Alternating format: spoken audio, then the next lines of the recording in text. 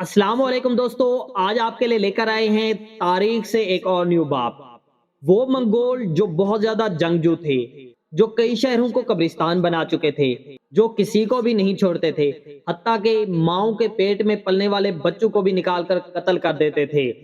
پوری دنیا میں تباہی مچانے والے منگول ہندوستان کو آخر کیوں فتح نہ کر سکے؟ وہ مسلمان جنگجو جس نے ہندوستان کو منگولوں کا قبرستان بنا دیا، جاننے کے لیے اس ویڈیو کو پورا دیکھے گا۔ تو ہم اپنی ویڈیو کو کرتے ہیں شروع۔ سوال یہ پیدا ہوتا ہے کہ اگر علاؤدین خلجی منگولوں کو پسپا نہ کرتا تو ہندوستان کا کیا نقشہ ہوتا؟ منگولوں کے حملوں کو روکنا اور انہیں شکست دینا کوئی آسان کام نہیں تھا۔ اس کے لیے بے پناہ جرت اور حوصلے کی ضرورت تھی، جس کا مظاہرہ علاؤدین خلجی نے کیا۔ منگول بہت بڑی قوت تھے، وہ جہاں حملہ کرتے انہیں روکنا مشکل ہو جاتا تھا۔ انہوں نے روس، چین، پرشیا، عراق، شام اور یورپ تک اپنی دہشت کے نشان چھوڑے۔ چنگیز خان کی موت کے بعد بھی منگولوں کی ستمکاریوں کا سلسلہ جاری رہا اور انہوں نے لاکھوں انسانوں کا خون بہایا۔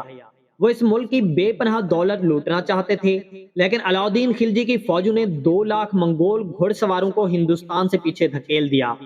خلجی ایک زبردست بادشاہ تھا اور اس کی دور حکومت میں منگولوں نے ہندوستان پر 6 بار حملہ کیا، لیکن ہر بار ناکامی ان کا مقدر بنی۔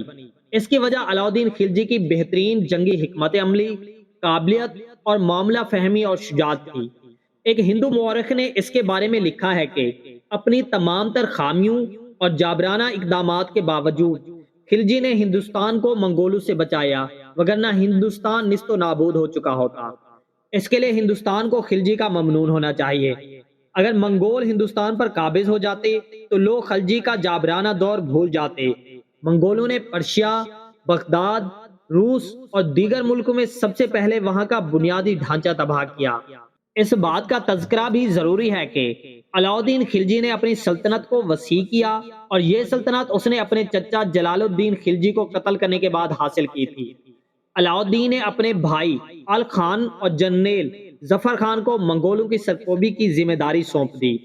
خلجی کی فوجوں نے منگولوں کو عبرتناک شکست دی۔ 20,000 منگولوں کو قیدی بنا لیا گیا، جنہیں بعد میں موت کے گھاٹ اتار دیا گیا۔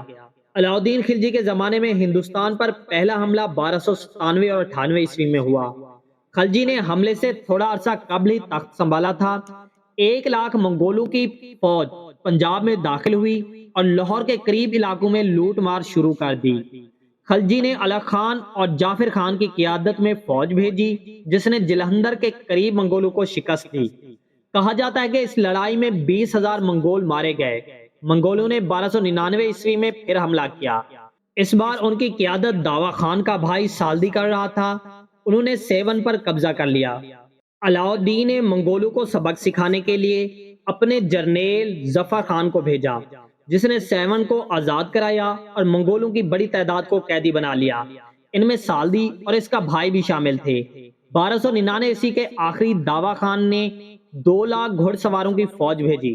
اس دفعہ قیادت اس کا بیٹا مطلق خان کر رہا تھا، تاکہ سالدی کی موت اور اپنی توہین کا بدلہ لے سکے۔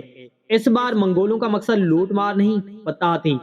انہوں نے راستے میں لڑائی سے گریز کیا تاکہ دہلی کے قریب پہنچ جائیں۔ منگولوں نے زبردست لڑائی لڑنے کا عزم کر لیا تھا۔ خلجی کے مشیر اور دوست علاء الملک نے اسے مشورہ دیا کہ وہ انتظار کرے اور کھلی لڑائی لڑنے کا خطرہ مول نہ لے، لیکن خلجی نے اس سے اتفاق نہیں کیا اور پھر دہلی کے قریب قلی کے میدان پر لڑائی ہوئی۔ ظفر خان کی شجاعت کی بدولت خلجی نے یہ لڑائی جیت لی۔ ظفر خان نے 18 کوس تک بھاگتے ہوئے منگولوں کا پیچھا کیا، لیکن واپسی پر منگولوں نے اس پر چھپ کر حملہ کر دیا اور یوں ظفر خان شہید ہو گیا۔ لیکن منگولوں کو علاؤدین خلجی کی فوجی طاقت کا بخوبی اندازہ ہو چکا تھا، لہٰذا انہوں نے پسپا ہونے کا فیصلہ کیا۔ وہ دہلی سے 30 کوس تک پیچھے ہٹ گئے اور پھر واپس چلے گئے۔ منگولوں نے چوتھا حملہ اس وقت کیا جب علاؤدین خلجی کو چتور سے واپسی کو کچھ ہی عرصہ ہوا تھا۔ یہ 1303 عیسوی کا واقعہ ہے۔ اس دفعہ منگولوں کے گھڑ سواروں کی تعداد 1,20,000 تھی اور ان کی قیادت ترغی کر رہا تھا۔ انہوں نے اتنی تیزی سے دہلی کی طرف پیش قدمی کی کہ کوئی صوبائی گورنر کو وقت ہی نہ ملا کہ وہ دہلی پہنچ کر سلطان کی مدد کر سکیں۔ اس کے علاوہ علاؤدین کی فوج کا بڑا حصہ تلنگانہ کی مہم کے لیے روانہ ہو چکا تھا۔ اور دہلی میں بہت کم فوج رہ گئی تھی، لہٰذا اس بار خلجی نے دفاعی حکمت عملی اپنائی۔ منگولوں نے دہلی کے ارد گرد کے علاقوں میں لوٹ مار شروع کر دی اور سری قلعے کا 2 ماہ تک محاصرہ کیے رکھا، جہاں خلجی نے پناہ لے رکھی تھی، لیکن منگول قلعہ فتح کرنے میں ناکام رہے اور واپس چلے گئے۔ ترکی کے حملے نے خلجی کی آنکھیں کھول دی، اسے احساس ہوا کہ سرحدوں کا دفاع کس قدر ضروری ہے۔ اس نے سری کو دارالحکومت بنا لیا اور حفاظتی قلعوں کو مزید مضبوط بنایا۔ دہلی کے قلعے سمیت شمال مغرب میں موجود قلعوں کو مضبوط بنایا، وہاں مزید قلعے تعمیر کیے اور وہاں فوجوں کو موجود رہنے کا حکم جاری کیا۔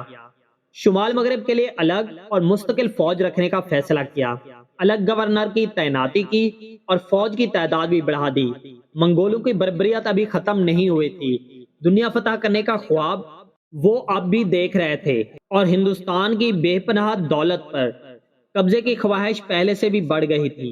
حالانکہ لاکھوں منگول علاؤدین خلجی کے ساتھ جنگوں میں مارے جا چکے تھے۔ 1306 میں منگولوں کی فوج کی قیادت بک کر رہا تھا۔ یہ فوج دریائے راوی کے کناروں تک پہنچی، اس کا دوسرا حصہ ناگور پہنچا۔ منگولوں کو اس بار بھی ذلت آمیز شکست ہوئی، اس دفعہ 50,000 منگول قید کر لیے گئے، انہیں دہلی بھیج دیا گیا۔ مرد قیدیوں کو ہاتھیوں کے پیروں تلے کچل دیا گیا، بدایوں گیٹ پر ان کی کھوپڑیوں کا مینار تعمیر کیا گیا۔ منگول قیدی عورتوں اور بچوں کو غلاموں کے طور پر بیچ دیا گیا۔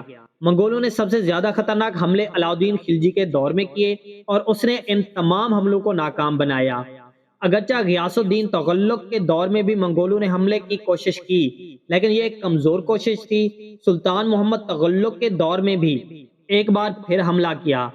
14ویں صدی کے وسط میں ہندوستان منگولوں کے خطرے سے مکمل آزاد ہو گیا۔ اگر علاؤدین خلجی منگولوں کو روکنے میں ناکام ہو جاتا تو پھر ہندوستان کا کیا ہوتا؟ یقینی طور پر منگولوں نے بربریت کا بازار گرم کرنا تھا اور ہندوستان کو تباہ و برباد ہو جاتا۔ بعض مورخین کی رائے میں یہ ممکن تھا کہ ہندوؤں کا نام و نشان ہی مٹ جاتا، کیونکہ اس وقت ہندو صرف ہندوستان تک ہی محدود تھے، جبکہ مسلمان سپین اور انڈونیشیا تک پھیل چکے تھے۔